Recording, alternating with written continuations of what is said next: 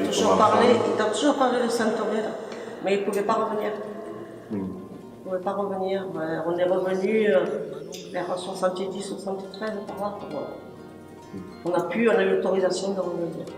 Oui, ils en parlaient beaucoup, ils en parlaient énormément. Ils étaient très proches, les parents, les frères et tout, ils étaient très proches. On s'écrivait, on s'envoyait des photos, mais on ne pouvait pas venir. Lui, il est parti d'Espagne pendant la guerre d'Espagne, en 1936. Il est parti d'Espagne parce qu'ils allaient le prendre et il ne pouvait pas. Il a passé la frontière française. Et après, il s'est battu avec des Français.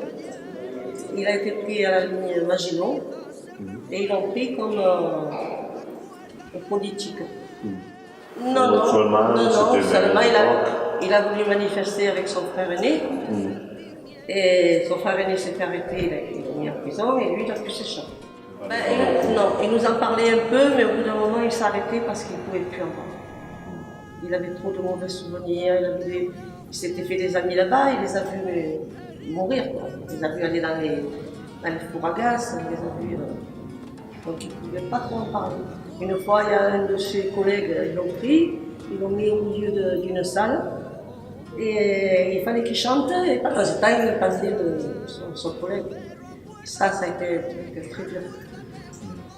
Une fois aussi, il y avait des collègues la veille, dans la soirée, et on dit on va aller, on en a marre, on va se jeter contre les fils électriques, et comme ça, on n'en parle plus. Et lui, au dernier moment, il n'a pas voulu y aller. Et le lendemain, quand il s'est réveillé, il a vu tous ses collègues accouchés, grillés. Ah oui, pendant des années, il n'a pas été bien. Pendant des années, il n'a pas été bien. Il voyait sans arrêt, il voyait tout ce qui s'était passé. Après, il est allé sur Istres, là où moi je suis née. Il a rencontré ma mère. Ils se sont mariés. Et après, il a continué sa vie comme ça. On est allé sur Martigues, il travaillait sur Martigues. Puis il était heureux de vivre après. Il avait une famille, dans une usine de plâtre. C'est une usine qui cherchait le gypse sous la terre et après il faisait brûler le gypse dans les fours et faisait du plâtre. Il a travaillé plus de 40 ans là-dedans. Il s'est fait tuer à la chasse. Une chasse, un accident. Un accident. C'est un jeune de 16 ans qui n'avait jamais chassé. Mon père lui avait dit surtout ne tire pas parce qu'on ne se voit pas derrière. Et lui, comme il était jeune, il a vu l'oiseau partir et il a tiré. Et mon père était derrière. J'ai une sœur jumelle. Une sœur jumelle, qui habite en France, c'est ça? À côté de chez moi. Ah oui, on en parle encore. Et même avec mon cousin Jean-François, c'était son parrain, il avait un amour dans son parrain.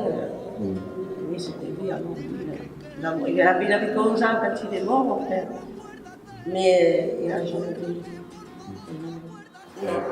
La dernière fois qu'on est venu avec lui, il avait encore 30 ans. Il voulait toujours revenir parce qu'il y avait sa mère quand même ici. Elle vieillissait, il ne pouvait pas l'avoir. Donc sa mère et sa sœur ont tout fait pour le faire revenir et puis il a eu l'autorisation de venir. Et après on venait tous les ans. Tous les ans. Dès que mon père était vivant, 2 fois par an. Merci. Merci. Porque yo temo, mi hermano, que resurja